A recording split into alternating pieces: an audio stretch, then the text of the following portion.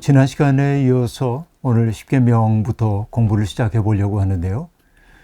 십계명 하면은 우리가 일계명 너는 나 외에는 다른 신을 내게 두지 말지니라 라는 말로부터 시작되는 게 일계명.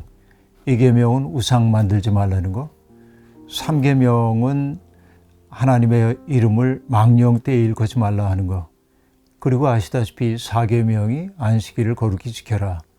그리고 내 부모를 공경해라. 살인하지 말아라. 간음하지 말아라. 도둑질하지 말아라. 거짓 증언하지 말아라. 내 이웃의 것을 탐내지 말아라. 이렇게 이제 10가지로 되는데요. 이 책을 읽으시는 분들이 조금 당황스럽게 느낄 수 있는 부분이 우리가 알고 있는 1계명과 2계명을 합쳐서 1계명으로 얘기하고 있다는 것입니다. 다시 말하면은 너는 나 외에는 내게 다른 신을 있게 말지니라 라고 하는 말과 땅 위에 있는 것이나 땅 아래에 있는 것, 하늘을 나는 것 가운데 어떤 것도 우상을 만들지 말라고 하는 이 계명이 합쳐져서 하나의 계명이 되고 있고, 그리고 계명의 순서가 조금씩 달라지죠. 여호와 이름을 망령되이 일컫지 말라고 하는 계명이 이 계명으로 되어 있습니다. 그러면 어떻게 10개를 채우려고 그러지? 그런 마음이 드는데요. 이 책을 혹시 가지고 계신 분들이 계시다고 한다면 177쪽을 보면 거기에 9계명과 10계명이 나옵니다. 9번째 계명을 뭐라고 했냐? 내 이웃의 집을 탐내지 말라. 이것을 9번째 계명으로 얘기했고, 10번째 계명은 내 이웃의 아내나 그의 남종이나 그의 여종이나 그의 소나 그의 나귀나 무릇 내 이웃의 소유를 탐내지 말라라는 것을 10번째 계명으로 이야기를 하고 있습니다. 아무튼 이 계명에 대한 구분이 지금과 우리가 가지고 있는 성경과 조금 다르다고 하는 거 여러분이 이해를 하고 공부를 시작해야 할 것 같습니다.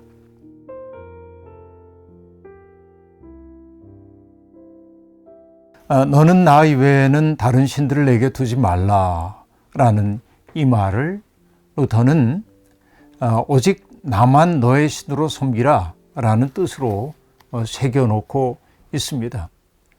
나만을 너희의 신으로 섬기라고 하는 이 말의 뜻이 무엇일까? 이게 이제 우리에게 고민거리입니다. 다른 신이 과연 존재하는가? 많은 사람들이 생각하기에 하나님이 유일하신 분이신데 다른 신들은 없는 존재 아닌가? 이렇게 말하기도 합니다. 옳습니다.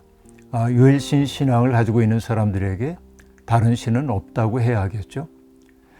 그러나 우리가 가지고 있는 성경은 지금으로부터 상당히 오래전에 쓰여졌던 책이고, 그 당시에는 유일신에 대한 사상이 아직 심화되기 전이었다고 얘기할 수 있습니다.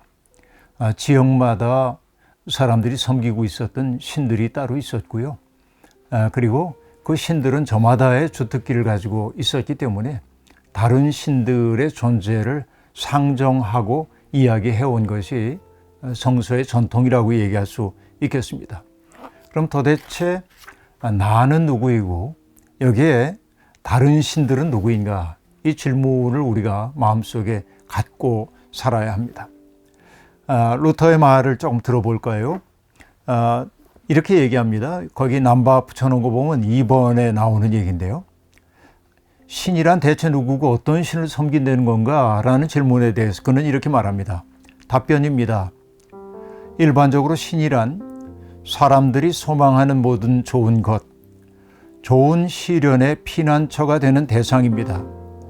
그러므로 어떤 신을 섬긴다는 말은 그 대상을 진심으로 믿고 신뢰하는 것을 뜻합니다. 라고 말하고 있습니다. 아주 일반적이고 평이하기 이를 데 없는 그런 대답이라고 볼 수 있습니다. 사람들이 소망하는 모든 것, 또 인생살이의 고통이 아주 많은데 그 온갖 시련으로부터 우리를 지켜주는 피난처가 바로 하나님이다. 루터의 말로는 너무나 평범한 이야기입니다. 그리고 그는 이렇게 얘기합니다. 급진적인 얘기이기도 합니다. 오직 마음의 믿음과 신뢰만이 신을 만들 수도 있고 우상을 만들 수도 있습니다. 라고 말합니다. 마음의 문제로 접근하고 있음을 알 수 있습니다. 하나님이 객관적으로 저기 존재하느냐 존재하지 않느냐는 이론적 관심은 루터에게 별로 관심이 없어 보입니다. 이 대목에서만큼은. 참된 하나님이 있고 사람들을 참으로 이끌지 못하는 거짓 신이 있다고 말하고 있는데, 그 참신과 거짓 신을 구별할 수 있는 그 시금석은 우리의 마음이라는 것입니다. 우리가 어디에 믿음을 두고 있고 무엇을 신뢰하느냐에 따라서 인간은 신을 만들 수도 있고 우상을 만들 수도 있다라고 말합니다. 이 말에 오해가 없어야 하겠습니다. 많은 심리학자들이나 무신론자들이 신을 가리켜 이렇게 얘기하죠. 신은 우리의 욕망을 투사한 존재일 뿐이다 라고 말하기도 합니다. 프로이트 같은 사람은 우리의 억눌린 어떤 그 마음을 우리 속에 무의식적으로 억압되어 있던 그 마음이 투사된 존재가 아버지로서의 하나님이다 이렇게 말하기도 합니다. 또 어떤 분은 그렇게 말하죠. 인간들이 소망하고 있는 가장 이상적인 것들을 의인화한 존재가 신이다 이렇게 말하는 사람들도 있는 게 사실입니다. 신의 존재와 현존에 대한 이야기는 상당히 다양하게 나타나기 때문에 루터가 지금 얘기하고 있기를 우리의 마음의 믿음과 신뢰만이 신을 만들 수도 있고 우상을 만들 수도 있다는 이 대목은 자칫 오해하면 인간이 신을 만들 수 있다는 말로 들릴 수도 있기 때문에 매우 조심스럽게 접근을 해야만 합니다. 제가 정확하게 기억하고 있지 못합니다만은 옛날 외국문학이라고 하는 잡지에서 해외 소설가가 썼던 글인데요. 거기에 그 첫 대목이 이렇게 시작된 것을 봤습니다. 고대 세계에서는 신이 모든 것이었다. 그런데 근대 세계에 왔을 때 신은 아무것도 아니었다. 그런데 탈근대 세계에 와가지고는 모든 것이 신이 되었다. 이렇게 말합니다. 그러니까 이게 모든 것이 신이 된 그 시대에, 그러니까 우상 없이 살기 어려운 인간의 현실을 그렇게 그는 지적하고 있었던 것처럼 보입니다. 그러니까 매우 조심해야 할 대목인데요. 루터가 말하고자 하는 것은 신앙과 신이 뗄 수 없다라는 이야기를 강조하고 싶어 하는 것입니다. 그러니까 여기 넘버 3으로 되어 있는 것이 이렇게 말합니다. 당신의 마음이 매달려 있고 당신의 모든 것을 지탱하는 대상, 그것이 바로 당신의 신입니다 라고 말하고 있습니다. 여기서 말하는 신은 참 신이라기보다는 우리가 신으로 삼고 있는 것이라는 말일 겁니다. 내 마음이 매달려 있어요. 이 말은 뭘까요? 내가 거의 집착한다는 말이겠죠. 다시 얘기하면은 내가 주체가 되어서 믿기보다는 그분에게 주도권을 넘겨드린 것, 그것이 인격적 존재인 하나님이든 아니면 다른 것이든 내 마음이 온통 붙들려 있는 것, 그것이 신이라고 말하고 있고, 또 모든 것을 지탱하는 대상, 내 삶에 의미를 준다고 여기는 그것이 신이라는 것이죠. 사실 이런 설명이 우리가 믿는 참 하나님에 대한 설명으로도 적절합니다. 왜냐하면 하나님은 그분 없이는 내가 존재할 수가 없기 때문이라고 말할 수 있습니다. 우리의 삶의 주도권을 하나님이 쥐고 있다는 의미에서 우리의 마음이 매달려 있는 대상이 하나님인 것 맞습니다. 폴 틸리히라고 하는 신학자는 하나님을 설명하기 위해서 ground of being 이란 말을 사용한 적이 있습니다. 존재의 기반, 기초라고 하는 말이겠죠. 흔히 피라미드를 가지고 설명을 하기도 하는데요. 피라미드로 계층화된 세계 질서를 여러분 마음속에 생각해 보십시오. 맨 밑바닥에 무생물들이 있다고 볼 수 있고, 그 위에 미생물들이 있고, 그 위에 식물의 세계들이 있고, 그 위에 동물의 세계가 있고, 그리고 많은 사람들이 얘기하듯이 천사 같은 영적 존재가 있다고 얘기할 때 피라미드의 정점에 계신 분이 누굴까라고 물어보면 대부분의 사람들은 그 정점이 바로 하나님이라고 얘기합니다. 그러나 틸리히는 그렇지 않다고 말합니다. 하나님은 어디에 계시냐? 피라미드의 맨 바닥에 계시면서 그 모든 세계의 질서를 지탱해 주시는 분이라고 얘기합니다. 그런 의미에서 그라운드라고 얘기하죠. 신앙에서 매우 중요한 것은 높이와 또 깊이라고 하는 것이 구별되지 않는 것입니다. 우리가 나 자신 속으로 깊이 들어가다 보면 그 깊이를 뒤집으면 높이가 되는 법인데, 그러니까 모든 존재의 기반이 된다고 하는 것은 그분 없이는 세계의 질서라는 게 있을 수가 없는 존재, 바로 그분이 하나님이라고 얘기하고 있는데, 많은 사람들이 그런 하나님을 저버리고 인간에게 있어서 궁극적이지 않은 것들을 하나님으로 삼는 경향이 있음을 루터는 내다보고 있는 것입니다. 그래서 1계명이 너의 마음을 오직 하나님께만 두라는 그런 뜻이라고 말하고 있는데요. 거기 좀 읽어보겠습니다. 넘버 4로 되어 있는 부분입니다. 그러므로 이 계명은 우리에게 바른 믿음과 진정한 신뢰를 요청합니다. 다시 말해 무엇이 참되고 유일한 신인지 올바로 판단하여 마음을 오직 그곳에만 두라는 뜻입니다. 그래서 이 계명은 계속 이렇게 외칩니다.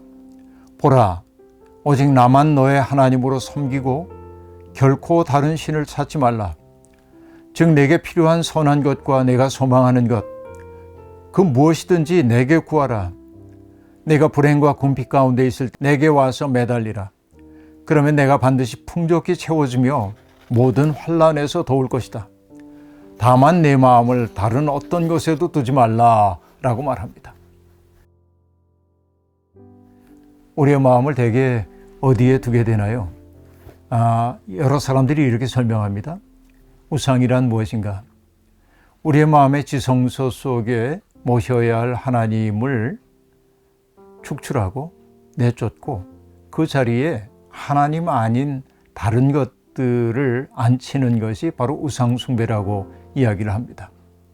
우리 인생에서 내 삶에 가장 깊은 영향을 미치고 있는 것들, 그것 없이는 살 수 없을 것 같은 것, 내 인생이 온통 그것에 의해 세워지기도 하고 무너지기도 하는 것, 이런 것들이 우상이라고 얘기하고 있는 것이죠.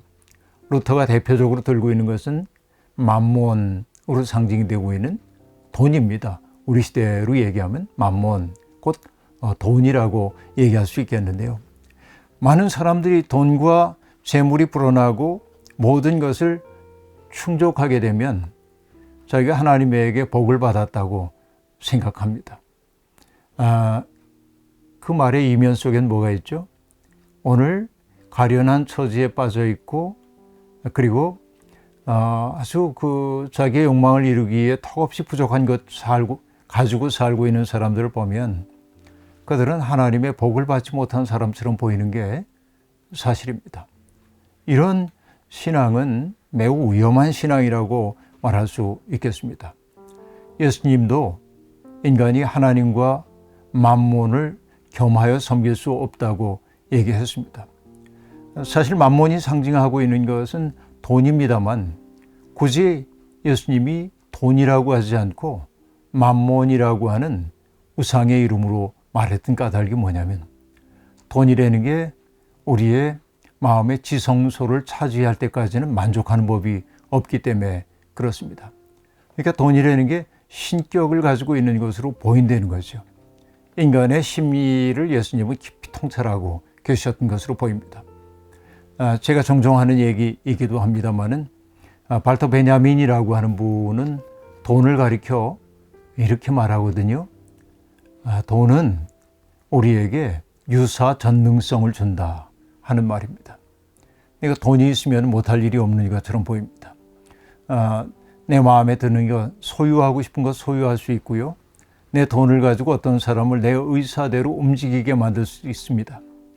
요즘 우리 사회의 큰 문제로 대두하고 있는 갑질하는 사람들의 모습을 생각해 보십시오. 내가 돈 주는 사람이니까 너는 내 말 들어야 돼. 이런 태도 아닙니까? 이것이 바로 만몬에게 넘어간 영혼들의 특색이라고 얘기할 수 있습니다. 도스토옙스키라고 하는 러시아의 문학가는 돈을 달리 표현했죠. 주조된 자유라고 말하는데요. 그러니까 돈은 우리에게 자유로움을 준다라는 말입니다. 얘기가 갯길로 자꾸 갑니다만 그러나 생텍쥐페리의 어린 왕자에서 우리는 어린 왕자를 통해 듣는 이야기가 있잖아요. 그가 얘기합니다. 사람들은 돈으로 모든 것을 살 수 있다고 생각하지만 가게에 가도 팔지 않는 게 있다는 겁니다. 친구 같은 존재는, 진정한 친구는 가게에서 팔지 않죠. 가장 소중한 것은 살 수가 없습니다. 왜? 그것은 돈으로 살 수 있는 게 아니라 우리가 가지고 있는 시간을 들여야만 우리가 만들 수 있는 현실이기 때문에 그렇습니다. 돈이 주조된 자유인 것도 맞고 또 유사 전능성을 주는 것도 사실이지만 돈이라는 게 우리의 마음의 지성소 속에 있을 때 우리는 돈을 사용하는 게 아니라 돈에 의해 붙들린 인생이 되는 거죠. 그것은 자유가 아니라 부자유함 속으로 우리를 몰아간다고 얘기할 수 있겠습니다. 그러니까 많은 사람들이 만몬을 섬기면서 마치 하나님을 섬기고 있는 것처럼 생각하는데 이 항목 9번째에 루터는 이렇게 쓰고 있습니다. 8번째부터 볼까요? 반대로 돈과 재물이 없는 자들을 향해서는 저들은 하나님을 전혀 알지 못하는 자들이기에 의심하고 풀이 죽어 있다고 말합니다. 왜냐하면 만몬을 섬기지 않고도 기분 좋게 사는 사람들을 거의 못 봤기 때문입니다. 대부분 슬퍼하거나 불평합니다. 이것은 우리가 무덤에 들어갈 때까지 달라붙어 있는 인간의 본성입니다. 라고 말합니다. 여기에 굉장히 큰 도전이 우리에게 주어져 있습니다. 만몬을 섬기지 않고 기분 좋게 사는 사람들이 있어야 돼요. 그렇죠? 그러니까 돈이 없는데도 불구하고 행복하게 사는 사람들이 있어야 합니다. 이렇게 얘기하면 어떤 분들이 얘기하죠. 가난한 사람들의 슬픈 자기위안이라고 말이죠.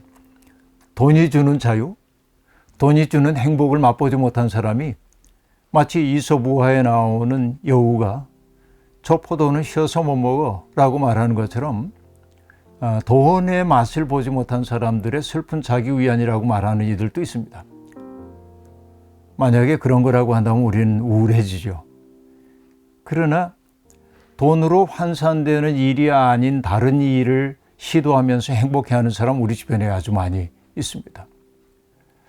정말로 우리에게 소중한 것은 내가 하고 있는 일을 누군가를 위해 값없이 하게 될 때 인간은 보람을 느끼기도 하거든요.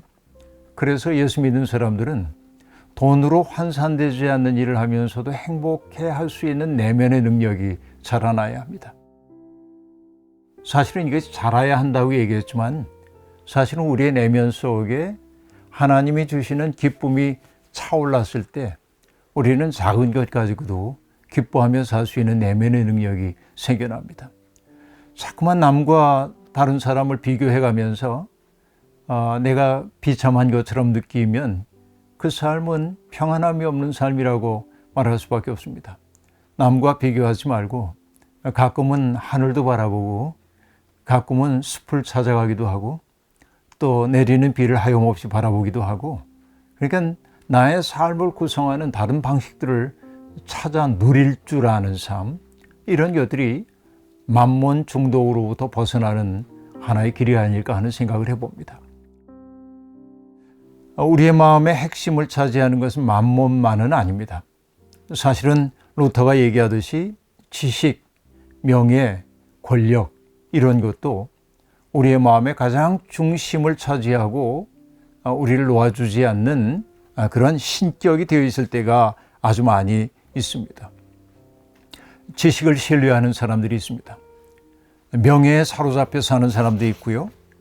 권력에 마음을 두고 온통 거기에만 마음을 빼앗긴 채 사는 사람들이 있는 게 사실입니다. 하지만 때때로 우리들은 내가 지식을 가져야 하지만 내가 얼마나 부족한 존재인지 절감하지 않으면 영원히 쇠락할 수밖에 없습니다.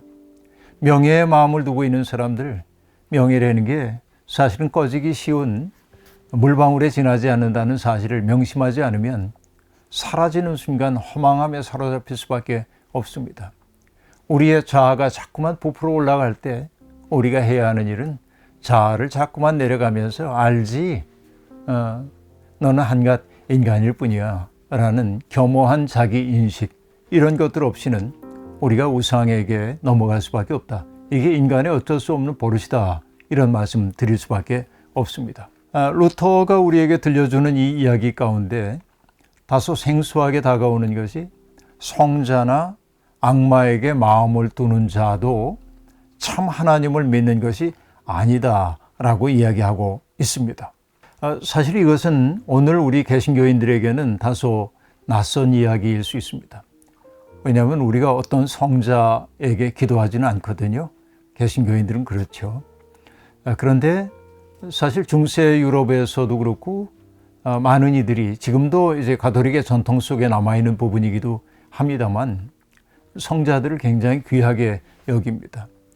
성자를 숭배의 대상으로 보기보다는 그 성자들의 신앙을 본받고 그분들의 아름다운 덕성을 우리가 배우려고 하는 의미에서 성자에게 주목하는 일은 매우 중요한데, 많은 사람들이 성자를 통하여 복을 받고 싶어하는 그런 기복적 마음을 가지고 있었던 게 중세인들의 모습이었던 것 같습니다.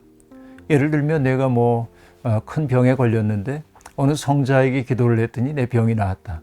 이 소문이 나기 시작하면서 사람들이 어떤 병에 걸렸을 때마다 그 성인에게 기도를 한다든지 찾아가는 그런 일들이 있었죠. 병뿐만이 아닙니다. 역병이 나면은 찾아가는 성자들이 있고, 그리고 어떤 아이를 낳지 못할 때 찾아가는 성자도 있는 거고, 다양한 인생사의 모든 문제를 풀어줄 수 있는 어떤 성자들을 찾아가는 경우가 아주 많이 있었습니다. 유럽의 도시들을 가다 보면은 그 도시의 대표적인 성당에 가보면 대개 그 도시의 수호 성인들의 모습이 그려져 있는 것을 볼 수 있습니다. 그리고 그 수호 성인들이 그 도시를 어떻게 지켜주었는지를 전하는 전설 같은 이야기들이 많이 전해지고 있음을 볼 수 있습니다. 흥미로운 대목입니다. 그러니까 그 도시가 위기에 빠졌을 때, 벗어났을 때 그 수호 천사가 자기들을 도왔다고 하는 그런 것이 있고, 도시마다 그 수호 천사가 있다고 볼 수 있죠. 그리고 여기 여러분 혹시 보셨는지 모르겠습니다만 1년에 한 번 그 수호 천사를 모시고 그 도시를 한 바퀴 도는 행렬이 있기도 합니다. 그건 뭐냐?